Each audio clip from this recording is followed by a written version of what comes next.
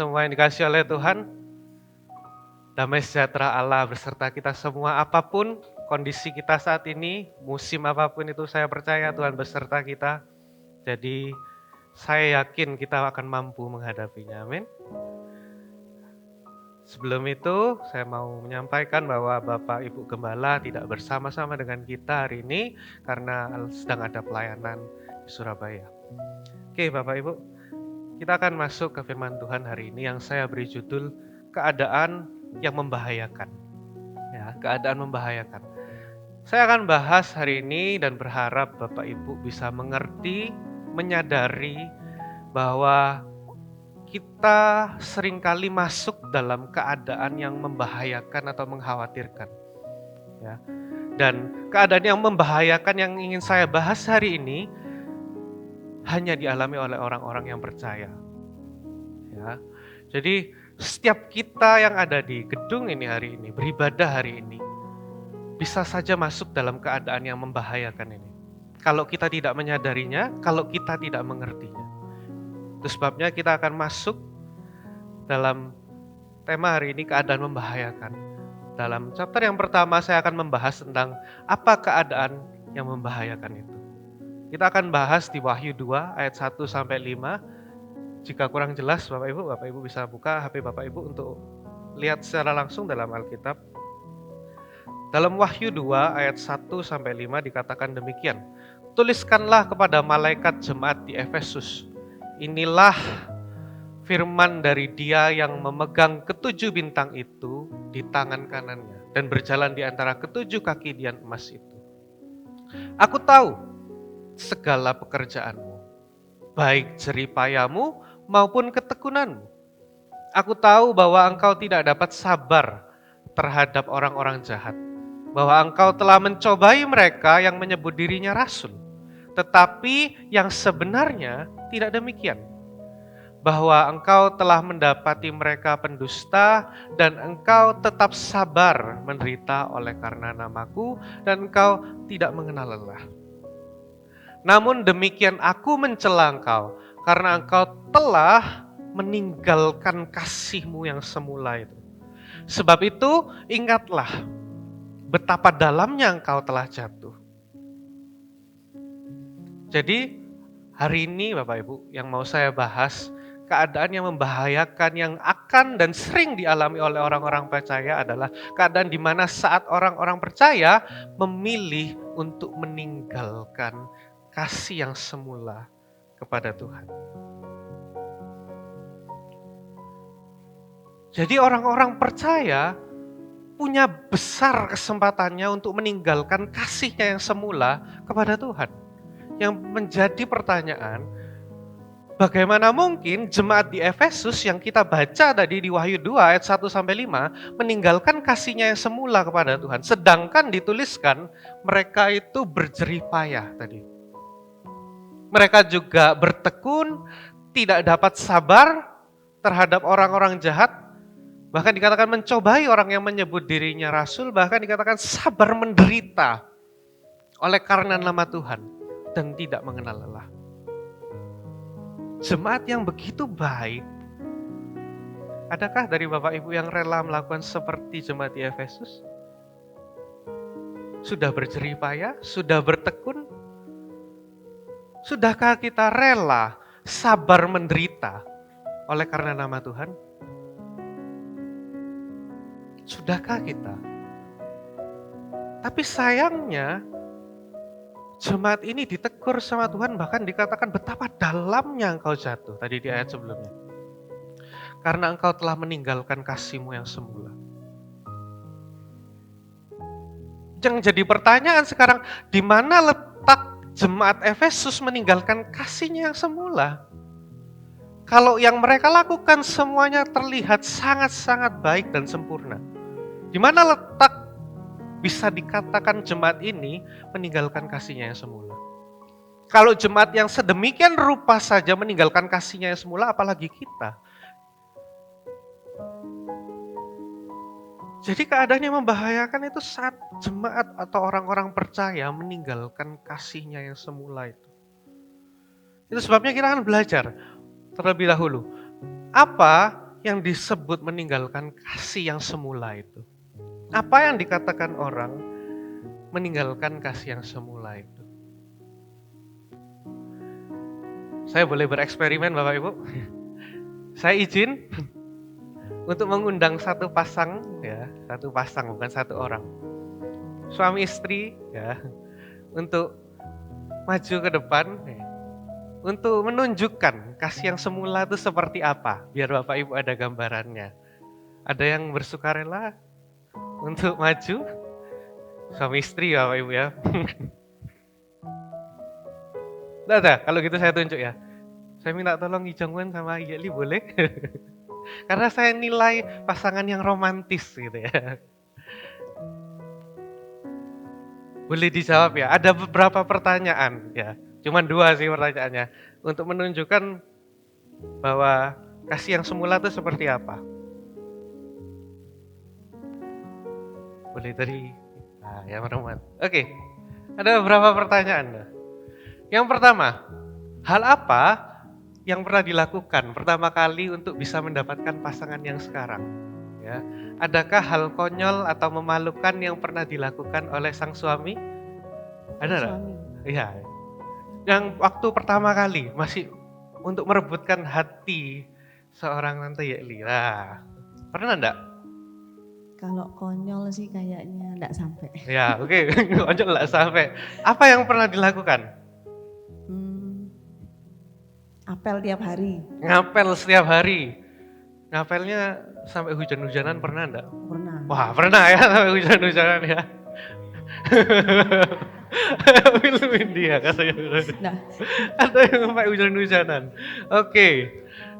Kalau dari Umun ada enggak kira-kira yang pernah dilakukan oleh Liani? Waktu pertama kali masih pacaran ada hal yang so sweet banget kelihatannya pernah dilakukan gitu. Sampai buat hati bergetar gitu. Tidak ada? Waduh. Lupa. Bahaya nih pulang nih bertengkar. Oke, kalau ada apa alasan mau melakukan hal tersebut? Nah, apa alasannya Umun ngapel setiap hari bahkan sampai rela hujan-hujanan dulu? Merasakan pengen dekat terus. Pengen dekat terus, asik. Nggak jadi bertengkar Bapak Ibu ya, aman nanti. Oke, terima kasih ya gitu. Itu saja. Oke, kita ada sedikit gambaran tadi bahwa Omun ngapel setiap hari ya di rumah Tante Eli. Walau hujan diterpa gitu ya. Untuk alasan apa? Pengen deket. Ya. Jadi ada satu hal yang ingin saya simpulkan ya. Saya pun sendiri pernah dulu melakukan hal tersebut sebelum saya nikah, Bapak Ibu. Saya pernah PP Surabaya Kraksan hanya untuk makan malam. Ya, naik motor lagi untuk istri saya yang sekarang. Ya. Dari sana, kenapa? Saya bisa berkata bahwa kasih yang semula itu adalah keadaan di mana seseorang memilih untuk memberikan seluruh hidupnya untuk orang yang ia kasih.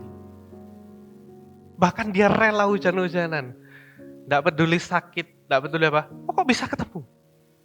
Ini bukan soal perasaan saja. Ini adalah keputusan.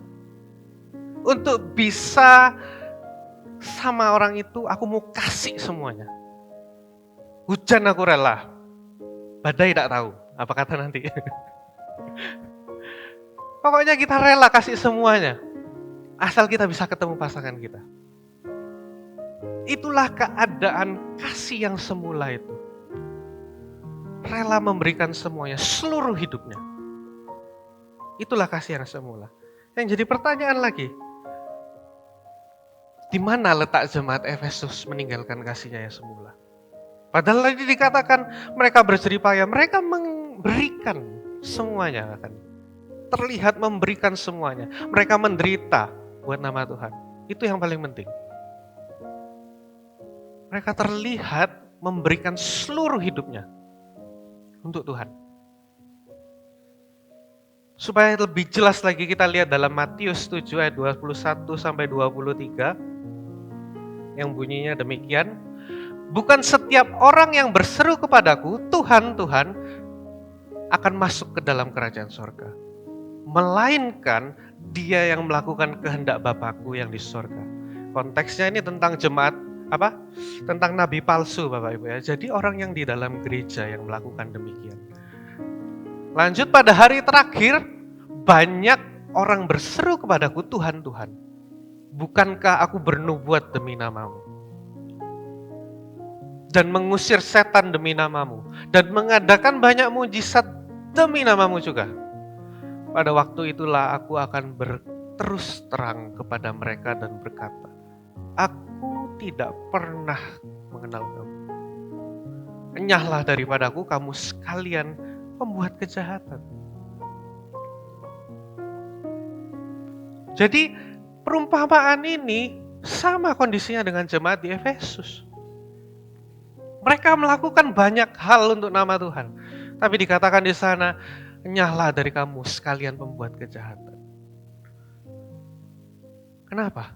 Karena mereka nampak baik di gereja. Karena mereka nampak baik di ruang ibadah, mereka melayani, mereka memberikan semua untuk Tuhan di dalam gereja, tapi keluar dari gereja, mereka tidak memberikan semuanya untuk Tuhan. Maksudnya gimana? Kita lihat lebih dalam lagi. Dalam 1 Korintus 13 ayat 1.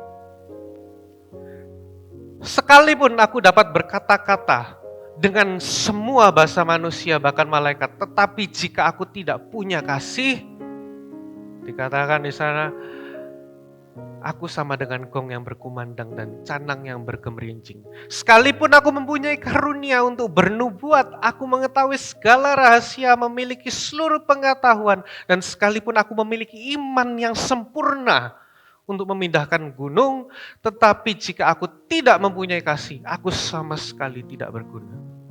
Sekalipun aku membagi-bagikan segala sesuatu yang ada padaku, bahkan menyerahkan tubuhku untuk dibakar.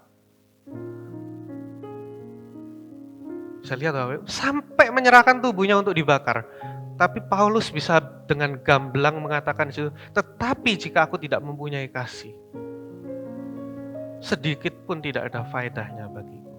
Berarti orang yang membakar, rela memberikan dirinya untuk dibakar pun belum tentu punya kasih. Kasih itu sabar. Kasih itu murah hati. Ia tidak cemburu, ia tidak memegahkan diri, dan tidak sombong. Ia tidak melakukan yang tidak sopan dan tidak mencari keuntungan diri sendiri. Ia tidak pemarah dan tidak menyimpan kesalahan orang lain. Dari sini bisa kita lihat Bapak Ibu. Dikatakan bahkan ia tidak bersuka cita karena tidak adilan, tetapi bersuka cita karena kebenaran.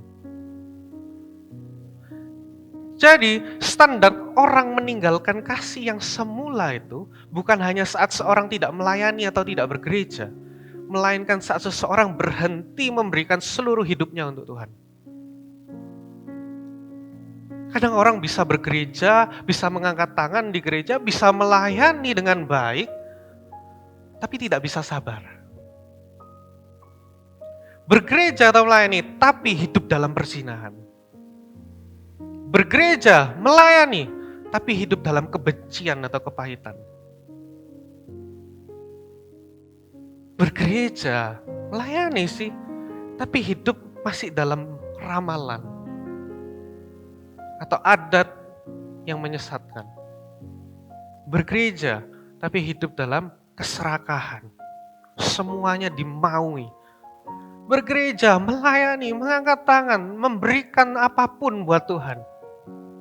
Tapi membiarkan anaknya hidup dalam cemar. Anaknya bermalas-malasan, tidak mau melakukan firman Tuhan, tidak baca firman Tuhan, tidak bergereja, tidak apa-apa. Bergereja tapi hidup dalam kesombongan. Bergereja tapi tidak pernah membangun keluarganya, justru menyakiti keluarganya. Bergereja tapi hidupnya dalam jerat dosa. Perkataannya tidak pernah difilter, tidak pernah diatur, menyakiti orang lain terus-menerus. Bergereja, melayani, Itulah jemaat Efesus. Bahkan mereka rela memberikan semuanya untuk Tuhan di dalam gereja. Tapi di luar gereja dengan sesamanya kasihnya nol. Sama dengan nabi-nabi palsu yang tadi. Mereka melakukan semua untuk Tuhan. Bernubuat, melakukan mujizat. Tapi Tuhan bilang, nyalah kamu pembuat kejahatan. Dalam kehidupan sehari-harinya, dia tidak memberikan hidupnya kepada Tuhan. Memberikan kehidupan kita kepada Tuhan seluruhnya, itulah kasih yang semula. Seluruhnya itu bukan cuma di dalam gereja. Bukan hanya kepada gereja, tapi kepada sesama, kepada keluarga, kepada anak, pada istri, pada suami. Bergereja bisa memuji Tuhan dengan lantang, tapi berkata-kata dengan suami atau istrinya tidak pernah membangun. Sama aja, itu tidak memberikan seluruh hidup namanya. Kasih yang semula itu memberikan seluruh hidupnya untuk Tuhan. Saat menyiapkan firman ini Bapak Ibu, saya teringat dengan satu konten di Instagram saya yang mengatakan demikian. Ada seorang ayah ya, yang punya anak satu. Dia berkata gini, banyak ayah itu rela mati untuk anaknya, tapi tidak rela hidup untuk anaknya. Rela ngasih semuanya buat anaknya, rela untuk bekerja mati-matian, tapi tidak pernah memberikan waktu sehari-harinya untuk anaknya. Saat bertemu dengan anaknya, sibuk main HP. Tidak presence, tidak hadir di sana. Jadi saya bisa bilang gini, orang yang mengasihi Tuhan bukanlah orang yang rela mati untuk Tuhan, tetapi rela hidup bagi Tuhan. Jangan puas kalau kita sudah punya iman yang sampai aku rela mati untuk Tuhan. Karena itu tidak penting. Yang lebih penting, sudah rela hidup buat Tuhan belum? Rela hidup buat Tuhan itu artinya memberikan semuanya. Perkataan kita setiap hari. Sudahkah kita menyerahkan kepada Tuhan? Apakah lewat perkataan saya bisa senangkan hatimu Tuhan? Apakah lewat pekerjaan saya bisa senangkan hatimu Tuhan? Atau kita hanya berpikir, pokoknya aku ngasih persembahan, pokoknya aku sudah ngasih perpuluhan, aku sumbang gereja dan semuanya. Tapi soal pekerjaan Tuhan, tidak usah ikut-ikut. Apa kata saya? Soal didik anak, soal ngomong sama istri, itu apa kata saya? Itu artinya belum rela hidup untuk Tuhan. Kita hanya rela mati untuk iman kita. Kita bisa tidak menyangkal Yesus, tapi bisakah kita hidup sampai akhir untuk Tuhan? Itu pertanyaan yang lebih besar buat kita.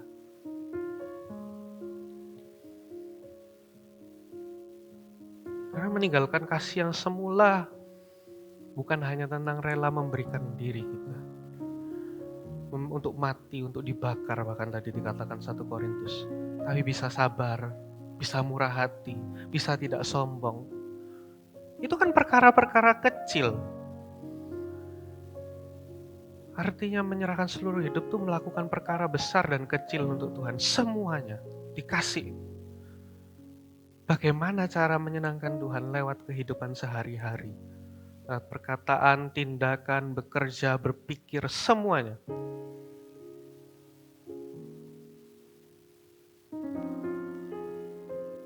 Ada gambarannya ya Bapak Ibu, jadi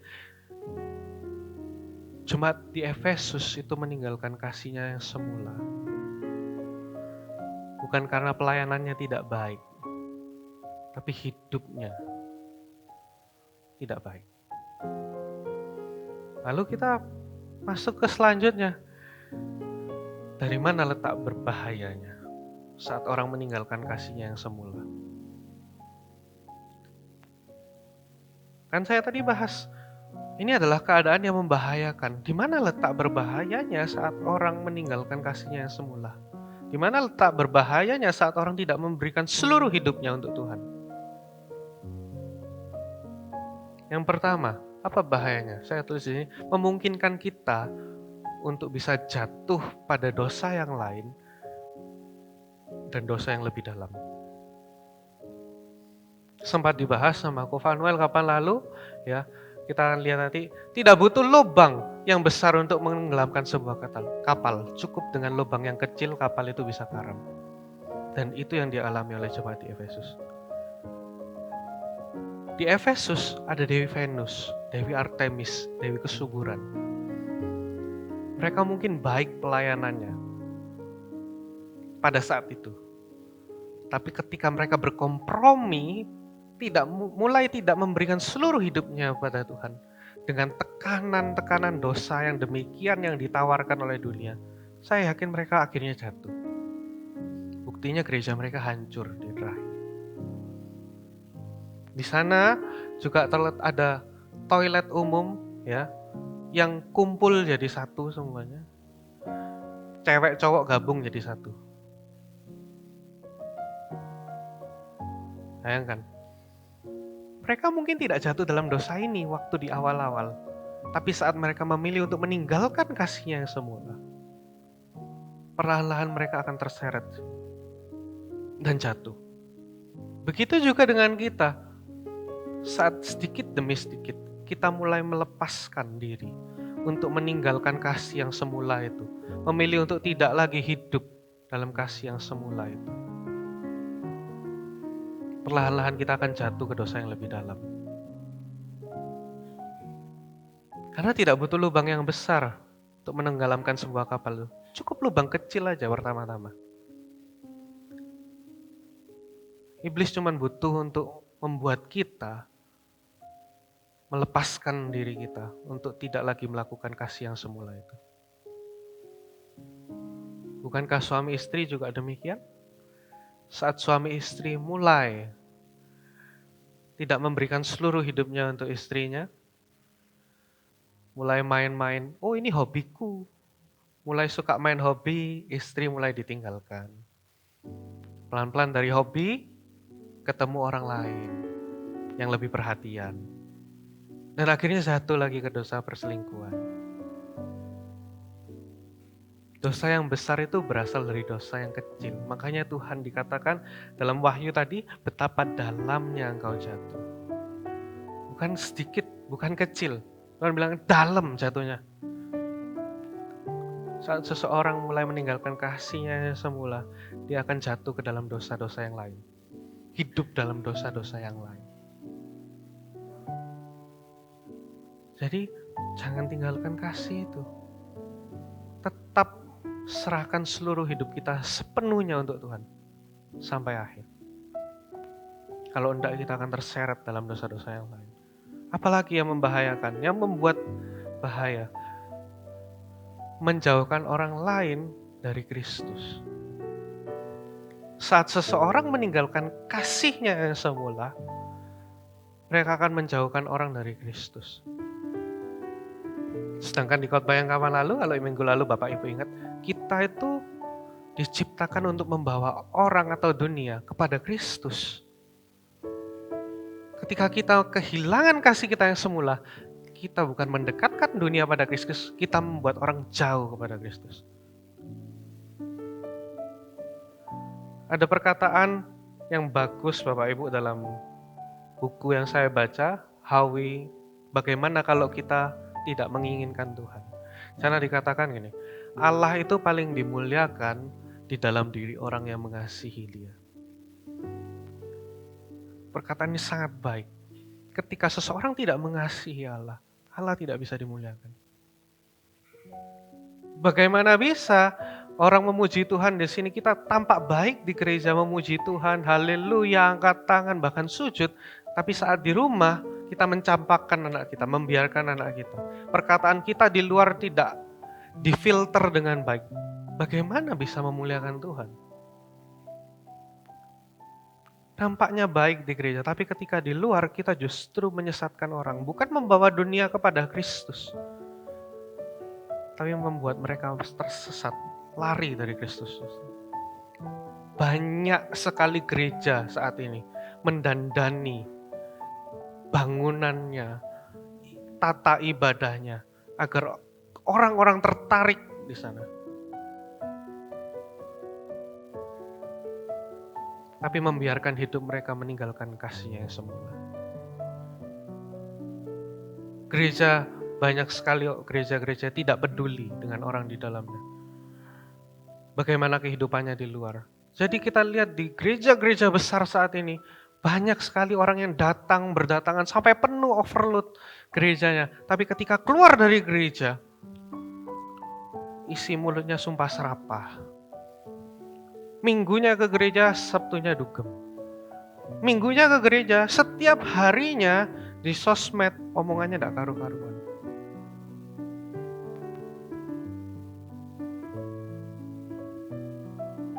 Kita tidak butuh gereja yang demikian. Kita butuh gereja yang mengingatkan kita terus untuk terus hidup dalam kasih itu. Jangan sampai kita kehilangan kasih kita yang semula itu. Dan membawa dunia lari dari Kristus. Sebabnya itu, ketika kita kehilangan kasih yang semula, itu keadaan yang membahayakan. Bukan hanya diri kita yang tidak selamat, tapi orang lain juga. Karena tindakan kita, karena sikap kita. Karena perilaku kita, karena hidup kita. Yang lebih parah lagi anak kita. Saya melihat banyak sekali di anak remaja yang kehilangan figur ayahnya. Bayangkan, anak SMP tidak bisa menata kata-katanya karena dibiarkan main HP. Sampai brain rot. Jadi ketika saya dan Kovanuel sebagai pembina nyampaikan firman itu di sana, mereka cuma bengong, tidak tahu apa-apa, tidak mengerti apa-apa, tidak menangkap apa-apa. Kenapa? Karena dibiarkan main HP terus-terusan. Ayah, orang tuanya tidak menjaga hidupnya. Kalau orang tua yang punya kasih yang semula pada Tuhan, dia akan jaga betul anaknya. Ada anak remaja yang di luar sana dihina-hina, dimaki-maki sama orang tuanya. Anak yang tidak berguna, anak yang jelek, anak yang tidak bisa apa-apa. Akhirnya apa? Menganggap dirinya murah dan menjual kemana-mana dirinya. Tidur dengan siapapun orang yang ditemuinya, selama orang itu bisa ngasih kasih kepada dia. Kalau Bapak Ibu lihat di Netflix itu juga ada film di mana ada seorang gay, ya, LGBT. Kenapa mereka LGBT? Karena dari kecil sama mamanya didandani kayak perempuan. Banyak anak rusak sekarang. Karena banyak orang tua tidak memberikan seluruh hidupnya untuk anaknya. Untuk Tuhan. Sehingga dalam mendidik anak pun sembarangan. Ketika kita memberikan seluruh hidup kita untuk Tuhan, keluarga kita diselamatkan. Anak kita menjadi benar hidupnya, lurus jalannya. Tapi ketika kita meninggalkan kasih yang semula itu, membiarkan anak kita, hidupmu terserah kamu dan lain-lain. Kita tidak akan pernah membawa mereka kepada Kristus, justru membawa mereka menyimpang dari Kristus. Lari dari Kristus. Nah itu membahayakan. Kita yang bertanggung jawab atas hidup mereka. Belum lagi kolega-kolega kita, orang-orang di sekitar kita. Saat kita tidak menyerahkan seluruh hidup kita untuk Tuhan, omongan kita tidak pernah difilter. Mereka bisa sakit hati karena omongan kita. Mereka sakit hati karena tindakan kita. Kita menjauhkan mereka dari Kristus justru. Jadi Bapak Ibu, dari hari ini, saya rindu untuk mengajak kita tidak meninggalkan kasih yang semula itu. Saya rindu untuk setiap kita memberikan seluruh hidup kita untuk Tuhan. Karena Tuhan Yesuslah teladan kita. Kalau Bapak Ibu perhatikan dari kitab Kejadian, Keluaran, Hakim-hakim, raja-raja, kitab para nabi, sampai kelahiran dan kematian dan kebangkitannya, sampai sekarang, tidak sekalipun dia tinggalkan kasih-Nya yang semula pada kita. Tidak sekalipun. Dari kitab Kejadian, ketika Adam dan Hawa jatuh dalam dosa, waktu mereka diusir dari Taman Eden, coba kalau Bapak Ibu perhatikan, Tuhan tetap berada di Taman Eden atau menyertai Adam dan Hawa keluar di sana? Tetap menyertai Adam dan Hawa. Meskipun mereka diusir, mereka tetap setia kepada Adam dan Hawa. Mereka tetap setia kepada manusia. Bahkan di kitab Keluaran, hakim-hakim, raja-raja, kitab para nabi, kalau Bapak Ibu lihat semuanya, itu bukti Yesus sangat-sangat setia dan tetap setia kepada manusia. Dia tetap memberikan seluruh hidupnya dan puncaknya di kelahiran dan kebangkitannya itu. Saat dia menderita, dia serahkan semuanya.